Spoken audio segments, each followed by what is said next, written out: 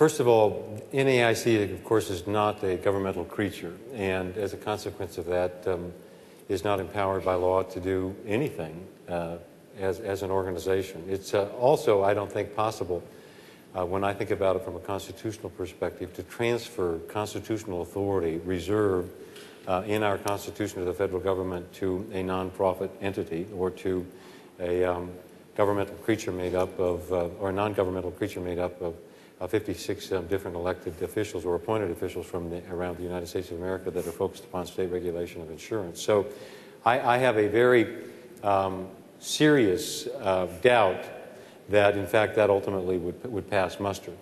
Secondly, there's some, I think, incredibly difficult practical issues. And I might add, parenthetically, Sam, you mentioned the McCarran-Ferguson Act, and actually the Supreme Court, United States Supreme Court case giving rise to McCarran-Ferguson unequivocally stated that, in fact, insurance is a commodity involved in interstate commerce. So there's no question about the fact that Congress has the authority to regulate and provide a framework within which those products will be sold. And in addition to that, McCarran didn't necessarily generate the state protocol that is utilized from state to state. What it did was, it in essence said that insofar as states regulate insurance, they shall be exempt from federal antitrust enforcement.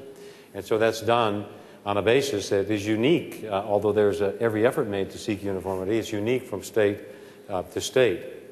Empowering NAIC, I think, as a practical matter, is not possible to be accomplished. And even if it were, let me quote from you from some testimony provided by an informer, a former insurance commissioner, served as in the commissioner's office or involved in regulation in the United States for a long period of time, when he testified before Congress, because I think this gives a succinct example of why there would be an extraordinarily difficult problem with that particular suggestion.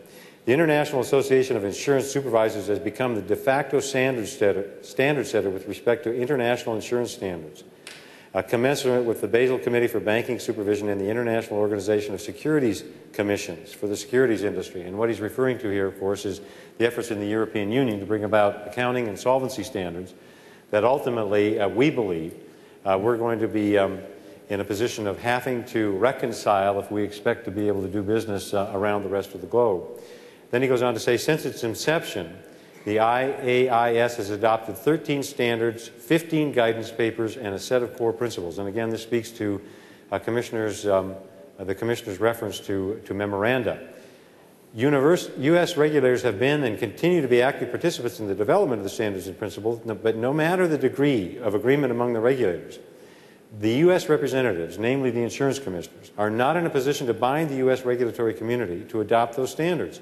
That right belongs to each state through its legislature, which can, within its sovereign authority, adopt the standards, modify them before adopting them, or refuse to adopt them as they see fit. Now, all this goes to say that if you have 56 regulators and you have one common set of accounting and solvency standards that arise out of the entire European Union, you tell me what you think the prospects are for 56 regulators and 56 state legislators to come to agreement within a reasonable period of time about these memoranda and standards that are being ultimately enacted as policy in Europe. And that I think, at the end of the day, talks about or speaks to the whole notion of optional federal charter and moving forward with having some federal presence as an option for those who want to deal on a planetary scale exporting and importing product.